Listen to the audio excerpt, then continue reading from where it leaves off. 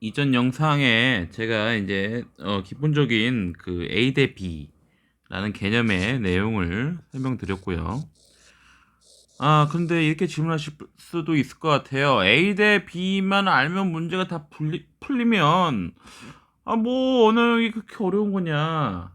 해보세요. 한번 해보시면 아는데 아 어렵습니다. 그래도 당연히 어렵기 때문에 그 아까 말씀드린 것처럼 그 어떤 패러프레이즈 또는 어떤 다른 그러니까 말이 패러프레이징이지 다른 표현으로 어떤 내용이 나왔을 때 우리가 그 표현이 그런 의미를 갖는다라는 걸 이해하지 못하면은 문제를 풀 수가 없거든요. 어쨌든 그런 거를 제가 연습시켜 드리려고 하는 거고 각각 문제에서 어떻게 보는 거 사례가 나올 때마다 한번 그거를 이제 적용해 보는 거고 그걸 연습하고자 이 영상을 올려드린 거기 때문에 앞선 영상을 보시고 이제 문제를 풀 때 어떻게 할 것인지 한번 지금 영상을 통해서 보시면 될 것 같습니다. 지금 이제 편원 부분은 2021학년도 국어 영역이고 1번이 나와져 있는데 1번은 아까 말씀드린 것처럼 이제 국어와 작문 듣기 부분이고 옛날에 듣기가 이제 글로 나오는 거죠. 이 부분 넘어가도록 하겠습니다. 좀 기술이 좋아요. 아주 종이 넘기는 소리까지 나오고 아주 글 쓰는 거 나오고. 자, 16번에 21번 자, 비문항이 나왔어요. 이제 지금 실전이라고 생각해 보세요. 그러면은 이렇게 글이 나왔다. 18세기 북학파 나왔을 때 이거는 비문학이구나 라고 느꼈으면은 바로 뒤에 가서 문제를 보셔야 돼요. 글을 읽어도 되긴 하는데 그거는 나중에 진짜 도사가 되시면 그렇게 하세요. 그 문제를 읽어보는 거예요. 16번 보자. 가와 나에 대한 설명. 가와 나오구나. 두 개의 글이 있구나. 근데 자, 두 개의 글이 나왔을 때 이건 A 대 B의 개념은 아니에요. A 대 B의 뭐 개념이 될 수 있겠지만은 우리가 글이 나오면은 두 개의 글이 이렇게 나왔을 때의 관계는 크게 보면 세 가지가 있습니다. 예를 들어서 가 대 나 이런 어떤 이제 대립되는 구조일 수 있고 가와 나가 서로 지지해 줄 수 있는 관계. 그러니까 가의 근거가 나가 되거나 나의 근거가 가가 되는 거죠. 서로 근거의 관계를 가질 수 있고 그 다음에 관계는 뭐냐면 가와 나는 소재는 같은데 서로 병렬의 구조인 거죠. 서로 관련이 어떤 뭐 약간 이제 서로 다른 얘기를 하고 있는 거지. 근데 그 중에 이제 아마 연관성을 찾는 문제를 낼 수 있을 건데 크게 우리가 두 가지 글이 나온다 또는 세 가지 글이 나온다고 하면 이렇게 세 가지 글이 나올 때는 제가 또 그건 또 따로 말씀드릴게요. 두 가지가 나오면은 보통 이렇게 세 가지를 갖고 있다. 그럼 머릿속에 그냥 이거를 이렇게 공식화 생각하지 마시고 그냥 아주 상식적 우리가 언어는 수학은 공식으로 풀어야 되지만 언어는 상식으로 푸는 거예요. 상식. 자, 그리고 17번을 보시죠. 17번은 가의 박재가와 이덕무에 대한 이해로 남아. 이거는 이제 앞서 말했듯은 A 대 B의 문제가 될 수 있겠다. 그럼 뭐에 우리가 집중해야 돼요? 가를 읽을 때는 박재가와 이덕무의 어떤 공통된 소재를 두고 어떠한 차이점이 있는지 그걸 보셔야 된다는 얘기죠. 그다음에 평등견이라는 게 나왔어요. 뭔지 뭐 개 이름인가요? 아니면 뭐 관점? 견해인가요? 평등한 견해인가요? 뭐 그건 모르겠지만 상식적으로 봤을 때는 그런 쪽일 것 같은데 이 평등견이 뭔지 나올지 모르겠지만 평등견이 나왔을 때 이것도 A 대 B의 관점일 수 있어요. 근데 그건 모르겠죠. 문제는 읽어봐야 알겠지만은 어쨌든 평등견은 우리가 좀 자세히 읽어보자라는 전략을 가져야 됐고 문맥을 고려할 때 기억의 의미 이거는 몰라요. 그냥 넘어가야 되는 거지. 하지만 우리가 문맥을 고려할 때라는 게 나오게 되면은 항상 논지와 연결을 시켜야 됩니다. 논지. 기억이 어떤 글에 나와 이제 나에 있네요. 나에 여기 기억. 나에 있다면은 이 나의 논지와 관련이 있을 것이다라는 생각을 하셔야 됩니다. 다른 문제 풀 때도 동일하게 적용됩니다. 그리고 20번은 이제 북학의 일부이다. 가에 제시된 북학의 일부래요. 가에. 자, 가를 나왔네. 근데 A와 나를 읽고 나라는 글을 읽으래네요. 그 다음에 A 부분을 읽고 참고해서 보기에 대한 비판적 읽기를 소행한 반응으로 적절하지 않은 것은 3점짜리에 이제 3점 맞아야 되는 거예요. 이게 틀리면은 이거 진짜 97점 되는 거거든요. 다른 문제 맞는다는 보장도 없잖아. 근데 97점 돼봐. 이거 순간 2등급 될 수 있거든요, 이게. 뭐 보통 이제 이 문제 나오는 거 보니까 한 문제 틀렸다고 2등급 될 것 같지는 않은데, 문맥상 A와 E의 바꿔쓰기 이거는 따로 이건 이제 독해와 관련이 없어요. 이거는 어휘에 관련된 문제인데 어휘도 물론 어휘에 대한 기본적인 지식이 있어야겠지만 그것도 다 상식하에서 하는 거예요. 상식하에서 하는 거고 그럼 과연 이런 문제를 풀 때는 어떻게 해야 되는가? 그거에 대해서는 제가 따로 어휘 문제에 대한 어떤 팁을 올려드릴게요. 제가 쓰는 방법이 있는데 그게 나쁘지 않을 것 같아가지고 일단 오늘은 21번이 아닌 20번까지의 문제를 푸는 방식으로 한번 접근해 보겠습니다. 다시 돌아가죠. 자, 봤는데 가라는 글을 읽을 때 우리가 이제 메모를 하는 습관을 가져야 돼요. 머리에 메모가 자동으로 되시는 분은 이 강의 듣지도 않겠지만 어쨌든 머리에 메모가 자동으로 되시면 그게 제일 좋은데 그거는 어려우니까. 근데 우리가 메모를 한다고 시험지에다가 하면서 이렇게 글을 쓰고 있다. 뭐라 짜자자자 글을 쓰고 있다. 그럼 나는 시험 망했구나 생각하시면 돼요. 왜냐면 이거는 이미 틀려 먹은 거야. 글 쓰는데 걸리는 시간이 몇 초인데 내가 지금 얼마나 빨리 문제를 풀어야 되는데 거기다가 지금 시간을 쏟고 있는 거예요. 말이 안 되죠. 그럼 어떻게 해야 되나? 간략한 표식을 해야 됩니다. 표식. 이제 A 대 B의 개념인 이 국어 영역에서 어떤 표식이 제일 좋은 거냐? 제가 경험해 봤을 땐 동그라미 세모예요. 이게 A고 이게 B인 거지. 동그라미 세모 그 다음에 가끔 나올 수 있는데 뭐 주로 이제 네모로 쓴다. 아니 동그라미 세모 쓰면 네모 써야 되는 거 아니에요? 네모가 은근 이게 시간이 많이 걸려 이게. 그럼 어떻게 쓰냐면 별표가 좋아요. 별표. 근데 또 별표로 각자 자기가 원하는 걸 하세요. 저는 별표를 많이 썼는데 웬만한 글에서 이제 C가 잘 안 나오기 때문에 별표를 안 쓸 가능성이 높은데 별표가 또 남들은 또 다른 의미로 쓰는 게 있어가지고 어려운 문제도 별표 치잖아요. 우리 대부분 보면. 그렇기 때문에 뭐 헷갈릴 수가 있기 때문에 뭐 그것만 아니면은 자기 마음대로 뭐 어떤 저 표식을 써도 상관없습니다. 자 이제 글 읽어볼게요. 18세기 북학파들은 청에 다녀온 경험을 연행록으로 기록하여 청의 문물제대로 수용하자는 북학론을 구체화했다. 이들은 개인적인 학문의 생활 관심에 따라 주요를 달랐기 때문에 북한도 차이를 보였다. 벌써 차이가 나오죠. 이게 A와 B란 얘기예요. 차이를 보였다. 그럼 이들에게는 동아시아에서 문명의 척도를 여겨진 중화관념이 청의 현실에 대한 인식에 각각 다르게 반영된 것이다. 함께 연역에 올라 동일한 일정을 소화했던 박제와 이동무 여행록에서 이러한 차이가 확인된다. 같이 갔나 봐요. 박씨와 이씨가 같이 갔나 봐요.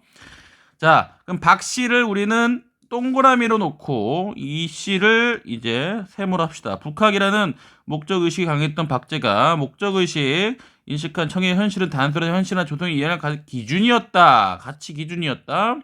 그가 쓴 북학에 표시된 청의 현실은 특정 관념에 따라 선택 및 추상화된 것이었으며 청의 현실은 그에게 중화가 손상 없이 보존된 것이죠. 지금 우리가 이게 A라고 스몰 A라고 돼 있으면은 이게 아까 그 단어 문제였지만은 어쨌든 이렇게 표시가 된 부분은 우리가 좀 유념하고 넘어가야 되는 거예요. 비록 그게 단어 문제였지만은 우리가 그거에 대해서는 포인트를 가져가야 됩니다. 보존된 거라고 한 거예요. 조선의 발전 방향이기도 했다. 이거 완전 중국을 따라가던 얘기죠. 소위 말하면 친중. 그다음에 중화관념의 절대성을 인정하였기 때문에 절대적이었대. 독자성을 유지하기보다는 중화에 합치되는 방향으로 나아가야 한다는 생각이 그의 밑바탕이 되었다. 명에 대한 의리를 중시하는 당시의 주류 견해에 대해 그는 의리 문제는 청이 천하를 차지한 지 100여 년이 지나며 자연스럽게 소멸된 것으로 여기며 의리는 또 중요하지 않았나 봐.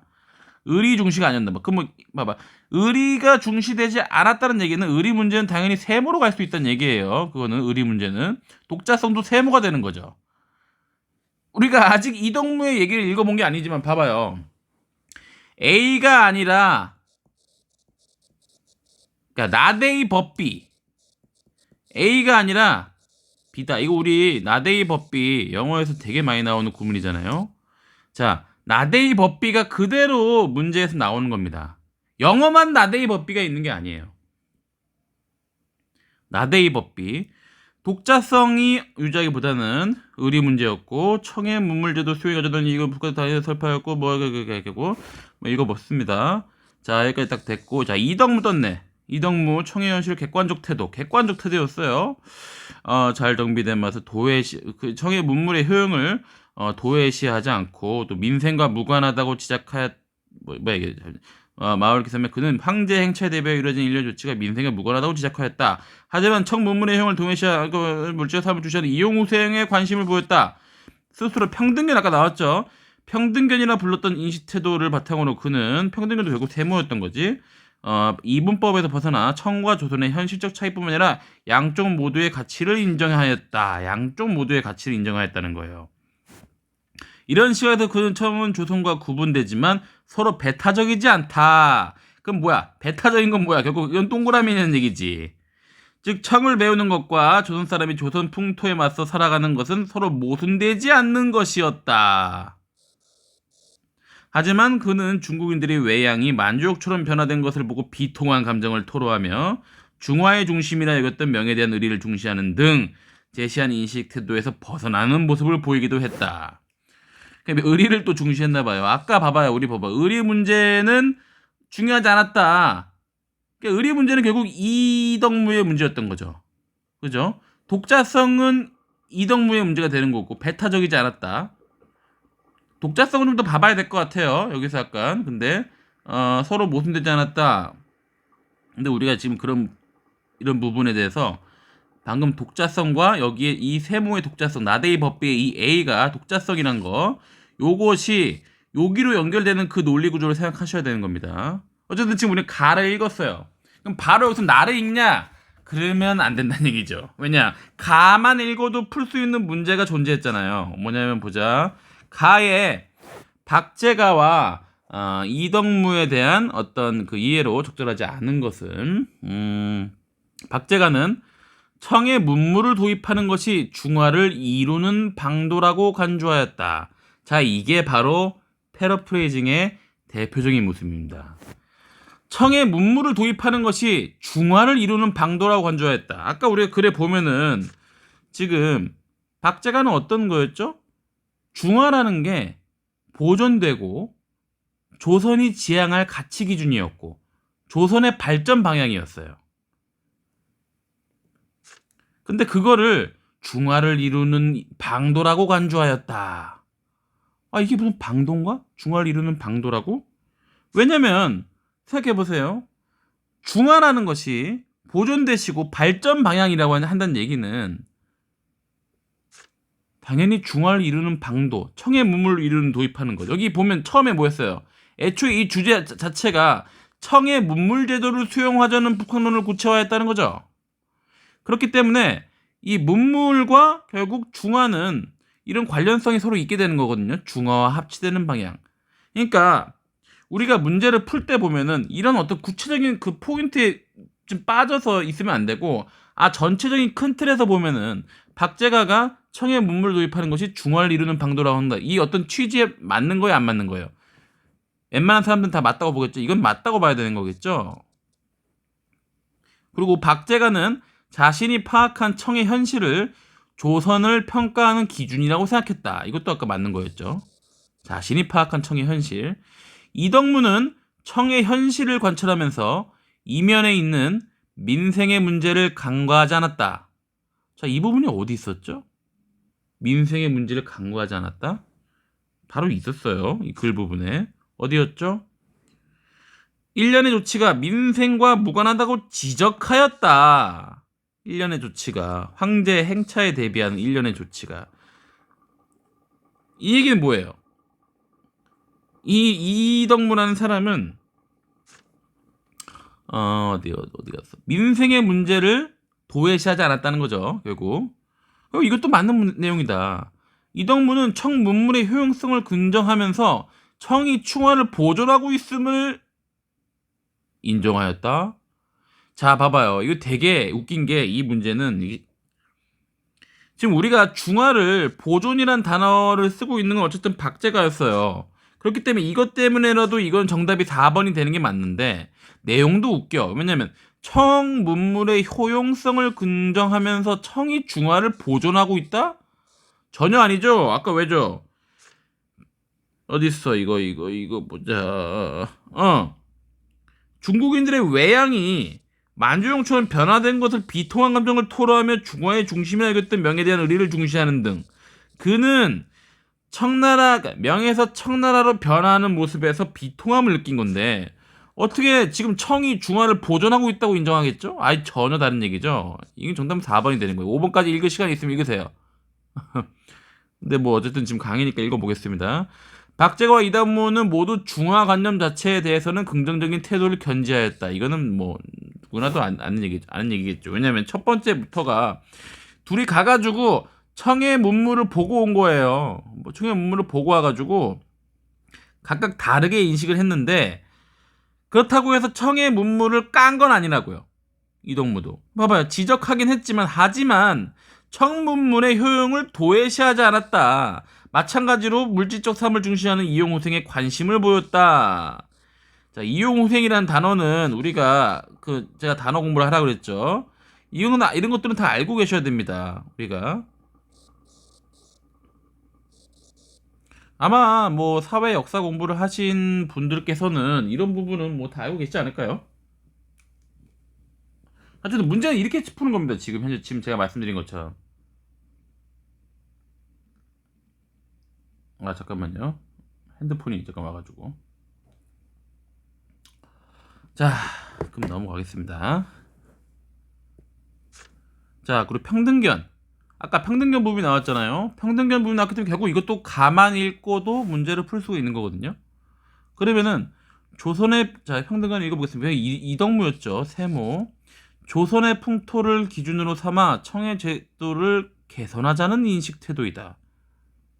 아니 지금 이덕무가 청의 저거를 바꾸자고 했습니까? 청의 제도를 지금 갖고 오자는 거예요. 지금 애초에 지금 그 어디 나와 있냐고요? 맨 첫 줄에 나와 있어. 청의 문물 제도를 수용하자는 북학론을 구체화했다. 갖고 오자는 건데 지금 청의 제도를 깐다고요? 까는 내용 아니거든요. 지금 그럼 자 보자. 이건 아닌 거죠. 자 조선의 고유한 삶의 방식을 청의 방식에 따라 개혁해야 한다는 인식 태도이다. 조선이 고유한 삶의 방식을 청의 방식대로 개혁해야 된다.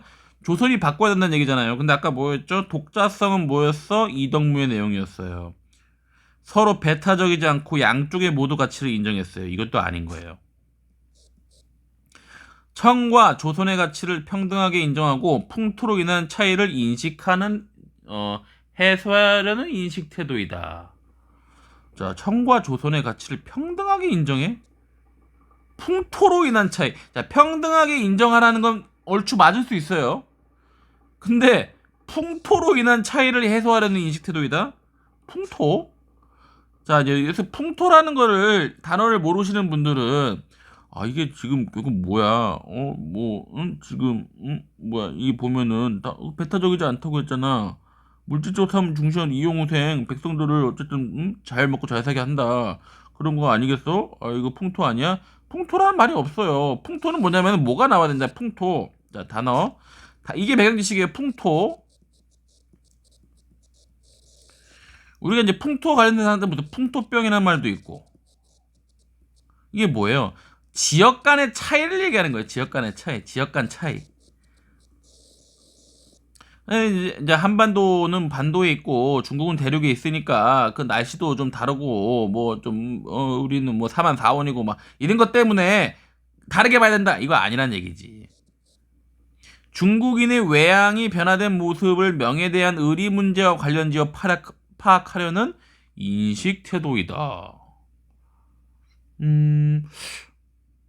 이런 태도는 있긴 했어요. 이동무가 그죠? 명에 대한 관련지어 관식하는 인식 태도긴 했는데 아니 평등견이 여기 보면 평등견이라는 불렸던 인식 태도를 바탕으로 뭐였어? 평등견이 뭐였어? 양쪽 가치의 모두 가치를 인정하였다라는 지금 내용으로 가는 건데 이게 지금 뭔 갑자기 의리 문제입니까? 이건 주제와의 벗어난 내용이에요. A, B, C 그것도 아니야 아예 그냥. 청에 대한 배타적 태도를 지향하고 청과 구분되는 조선의 독자성을 유지하자는 이시태도이다. 이 문제 너무 쉬워요. 이건 지금 이번 토론이 쉬웠나 보네. 자, 이건 5번입니다. 이건 4번이고요. 문맥을 고려할 때 기억의 의미지, 이거는 이제 나를 읽어야 됩니다. 자, 가 머리에 기억하셨죠? 그 동그라미 셈으로 지금 떴어요. 나는 이제 별도의 내용이니까 우리가 나는 따로 읽어봐야 한다는 얘기죠. 18세기 후반에 중국은 명대 이래에 경제 얘기가 나왔어요. 위에 지금 문물제도 나왔고 여기도 지금 경제가 나와 있어요. 뭐 그런 부분에선 서로 지금 같은 방향으로 가고 있다는 얘기야. 경제 발전. 정점에 달해 있었다. 대부분의 주민들이 접근할 수 있는 향촌의 정기 시장부터 인구 100만의 도시의 시장에 이르는 여러 단계의 시장들이 그물처럼 연결되어 국내 교역 활발하게 이루어지고 있었다. 장거리 교역의 상품이 사치품이 한정되지 않고 이상적 물건을 확대되었다. 아주 뭐 활발했나 봐요. 상인 조직의 발전과 신용기관의 확대, 뭐 은행 같은 건가 봐요. 교육의 질과 양이 급변하고 있었음을 보여주고 있다. 대외 무역의 발전과 은혜 유입, 대외 무역과 발전과 은이라는 게 나왔네요. 은혜 유입은 중국의 경제적 번영에 영향을 미친 외부적 요인이었다. 은혜 유입, 그리고 은이 어쨌든 그 중국의 경제적에 아주 뭐 큰 요인을 줬나 봐. 근데 은의 유입, 이를 통해 가능해진 은을 매개로 하는 과세는 상품 경제의 발전을 자극하였다. 은과 상품의 세계적 순환으로 중국 경제가 세계 경제와 긴밀하게 연결되었다. 그러나 우리 항상 그러나를 잘 읽어야 된다는 사실은 알고 계시죠? 앞서 나왔던 부분은 경제였고요. 경제 발전이었고 그 다음에 은이었어요. 은의 유입이 경제를 좋게 했다. 그러나 청의 번영은 지속되지 않았고 19세에 접어들 무렵 어쩌고저쩌고 북악파들이 급속한 하락의 시대, 북악파들이 연행했던 18세기면 위험한 징후들이 나타나 급격한 인구 증가로 인한 여러 문제, 새로운 작물, 개간, 민간의 노력에도 불구하고 해결되지 않아 인구 증가가 나오네 갑자기. 이주 및 도시화가 진행되는 가운데 전통적 사회 유도가 약화되거나 단절된 사람들이 상업 부족으로 인해 결사조직의 성행, 이런 결사조직 불법적 활동 연결되고 위기의 상황에서 반란의 조직적 기반, 인맥에 기초한 관료 사회의 부정부패가 심화된 것 역시 인구 증가와 무관하지 않았다. 교육받은 지식인들이 늘어났지만 이들의 수단은 저쩌고 불법적인 행위, 번영이 되는 심각한 위기의 씨앗들이 뿌려지고 있었다. 통치자들도 번영 속에서 보란을 느끼고 있었다. 통치자, 그다음에 박사들을 차단하는 경향이 있었고 선교사들 강화되고 어쩌고저쩌고. 그러나 그때까지는 위기가 분명하지 않았고 소수의 지식인은 18세기 후반까지는 어쨌든 축소하는 모습을 보였다. 됐어요. 대충 뭔지는 알겠어요. 그러니까 지금 보면은 가나 다의 관계면 이 3번의 관계라는 얘기죠. 3번. 아니면 넓게 보면은 가와 나일 수 있어요. 가는 뭐냐면은 청의 문물을 수용하자는 거고, 나는 뭐냐면 청 지금 힘들어 라는 얘기일 수 있거든요. 이건 크게 무관하지 않다는 거예요. 그러니까 내가 아까 말했지만 그냥 상식적인 선에서 보라는 얘기잖아요. 공식화해버리면 이거 무슨 글이지? 이제 빠지게 되는 거예요. 시간 풀면서 이게 무슨 글이지? 새로운 유형의 문제인데? 이거 언단티가 얘기한 거랑 좀 다른데? 이렇게 되면 이제 혼란이 오거든요, 문제 풀 때. 그렇기 때문에 공식화하지 말라는 게 이런 얘기예요. 공식화하지 말라. 자, 이제 16번 풀어볼게요. 가는 18세기 중국에 대한 학자들의 견해를 제시하면서 그러한 견해의 형성 배경 및 견해 간의 차이를 설명하고 있다. 이건 정답인데 이거? 이게 정답인데? 이거 어떻게 해? 이게 정답이에요. 어떻게 할까? 이거 뒤에 봐야 되나요? 보면은 가는 18세기 중국을 바라보는 사상적 관점을 제시하면서 각 관점이 지닌 역사적 이의의 한계를 서로 비교하고 있다. 역사적 이의가 왜 나옵니까? 자, 역사적 이의가 뭘까요? 역사적 이의가. 역사적 이의라는 건요. 그때 박제가가 그런 생각을 했기 때문에 이제 와서 조선에 이런 영향을 끼쳤다. 이런 식의 내용인데 그건 아니란 얘기예요. 역사적 이의는 그런 부분인데 여기 지금 그런 내용이 없잖아요. 그 다음에 13번 나는 18세기 중국의 사회상을 제시하면서 다양한 사회상을 시대별 기준에 따라 분류하고 있다. 나는 맞는데 사회상을 제시한 것도 맞는데 다양한가요? 사회상이 지금 다양한 사회상을 시대별 기준 시대가 뭐 몇 개나 나오고 있는데 지금 여기 지금 아니죠. 이거는 나는 18세기 중국의 사상적 변화를 사상적 변화 웬 사상적 변화야. 나에는 사상이 없어요. 지금 현재 경제 문제야. 사상적 변화를 얘기한다면 어떤 철학이 나와야 돼. 철학적. 우리가 예를 들면 18세기 어떤 뭐 유럽에는 어떤 이제 원래 그러니까 뭐 17세기로 치면은 중세에서 근대로 넘어가면서 인본주의의 어떤 그 사상적 변화가 일어나고 있다. 이런 얘기가 나와야 되는데 지금 여기에는 그런 게 나오고 있는 게 아니라 아예 은이 뭐 경제가 좋아지고 있고 은이 많아지고 막 그렇게 되고 있어. 반란의 씨앗이 뭐 나오고 있어. 뭐 이런 내용이 나오고 있는 거지 사상적 변화 없거든요. 이거 아주 쉬운 문제였어요. 이거 언어 쉬웠나 봐요. 가와나는 모두 18세기 중국의 현실을 제시하면서 그러한 현실이 다른 나라에 미친 영향을 예를 들어 설명하고 있다. 다른 나라에 미친 영향 정도까지는 뭐 대충 어느 정도 있을 수 있겠다 하는데 예를 들고 있나요 지금? 얘가 도대체 어디 있었어? 없었잖아요, 그죠? 이렇게 볼까요? 얘 있었나요? 얘 없었어요. 얘를 내는 것 자체가 없었어 지금. 자, 그러니까 그런 부분은 없었다. 결국 이 정답이 1번이게 되는 거죠. 자, 문맥을 고려할 때 기억의 의미를 파악한 거. 기억의 의미 보시죠. 이제 우리 읽었잖아. 심각한 위기의 씨앗들이 뿌려지고 있었다. 반란의 조직적 기반, 인구 증가, 그 다음에 하락의 시대, 불법적인 활동, 은혜 유입. 대충 같은 단락이니까 이거겠죠. 자, 보시면은 그러면 뭘까요?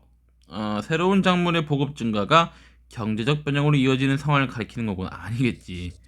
그게 왜 심각해? 신용기관이 확대되고 교육과 질과 양이 급변하고 있는 상황을 가리키는 것이고 이것도 아니겠죠. 반란의 위험성 증가 등 인구 증가나 이런 데 많다. 이건 3번이 되는 거예요. 이건 여러분들 뭐 다 아시겠죠. 이 정도는. 다음 장 볼까요? 이거. 자, 다음 장이 어쨌든 3번 문제인데 3점짜리 문제인데 이거 잘 자세히 안 봤네. 이주나 농경 집약화 등 조정에서 추진한 교수들이 이게 무슨 소리야? 이주나 농경 조정에서 추진한 교수들이 실패했어? 사회적 유대 이런 단어 있었어요. 사회적 유대 약화로 인해 관료 사회의 부정부패가 심화되는 상황을 가리키는 거군. 관료 사회의 부정부패? 관료 사회의 부정부패가 심화된 것 역시 인구 증가와 무관하지 않았다. 교육받은 번영의 그들은 심각한 위기의 씨앗들이 뿌려지고 있었다. 자, 그 다음 내용을 봐봐요.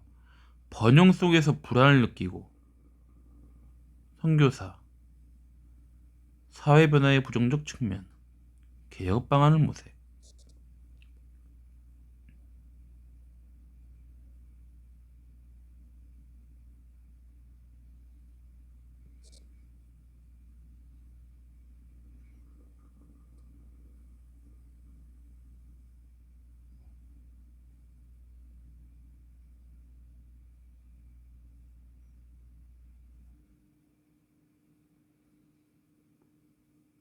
자, 3번과 5번이 약간 헷갈릴 수 있을 것 같아요. 문맥을 고려할 때. 그때 문맥을 고려해야 되는 거죠.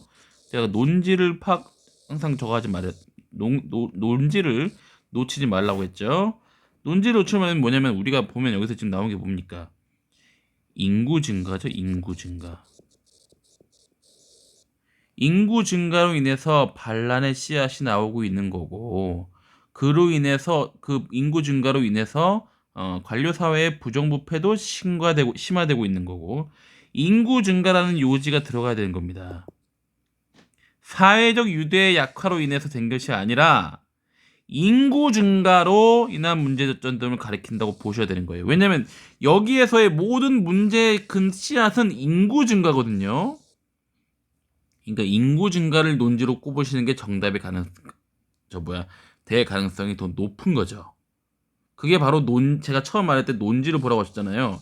제가 지금 이게 문제를 뭐 미리 풀어보고 하는 게 아니기 때문에 약간 지금 여기서 걸렸는데 제가 지금 그거에 대한 기준을 말씀드린 겁니다.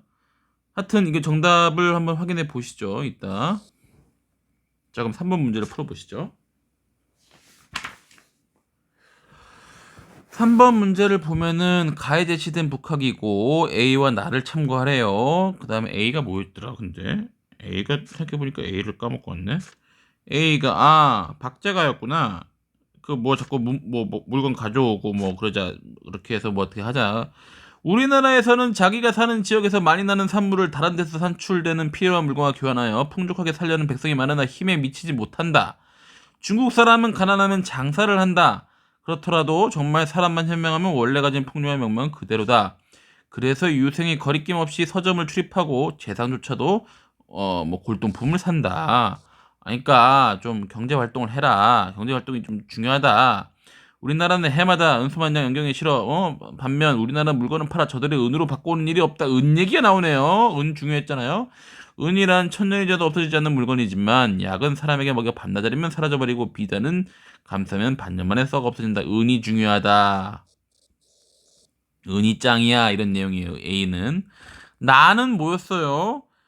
은이 들어오면서 경제적 변형이 일어나고 인구가 증가가 되니까 반란의 씨앗이 지금 나오고 있다. 그런 내용이었죠. 가 내용은 뭐였죠?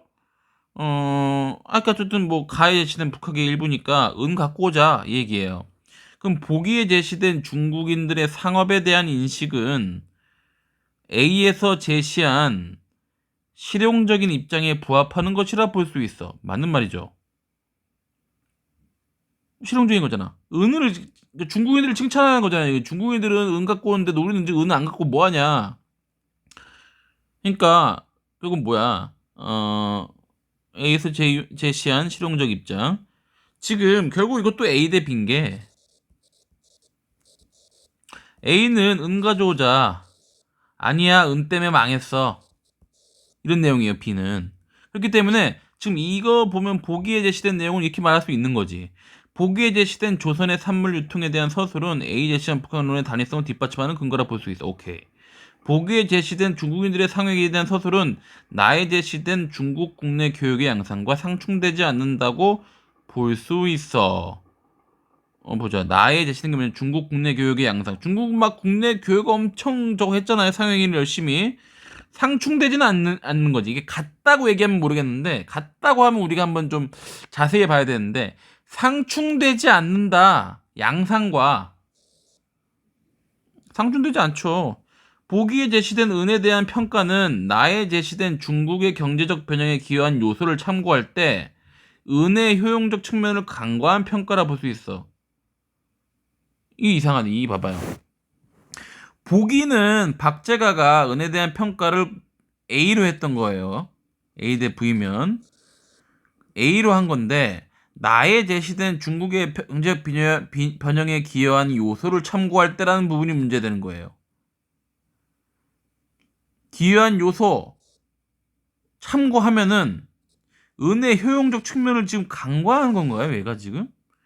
박재가는 간과한 게 아니죠. 은혜를 더 쓰자는 거잖아요, 지금.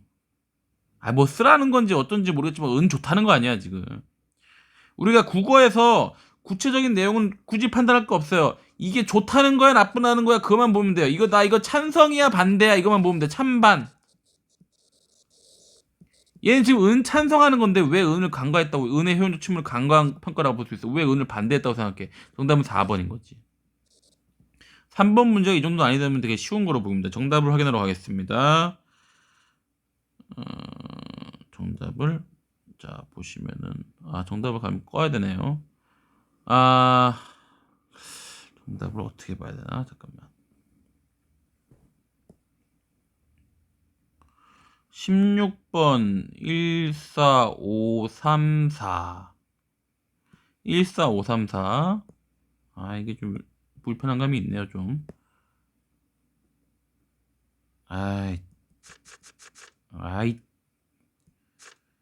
어디 갔어 내 푼 거? 1 이거 했었던 것 같고 4 그래 이거 했던 것 같고 5 독자성 그래 5 1 4 5 3 4 3 그래 이거 3 이거였죠 결국 내가 논지 뭐랬어요 논지 3 4 1 4 5 3 4 그리고 이건 맞고 문맥상 문제는 제가 다음에 따로 제가 올려드리겠습니다. 그거에 대한 팁을 일단 한번 연습해 보시고 제가 이제 뒤에 복귀 영상을 다시 올려드리면서 그 부분에 대한 거를 다시 한번 또 알려드리도록 하겠습니다. 일단 강의 들어주셔서 감사하고요. 혹시 질문할 게 있으면 댓글에 남겨주시면 제가 질문을 읽고 답을 드리도록 하겠습니다. 감사합니다.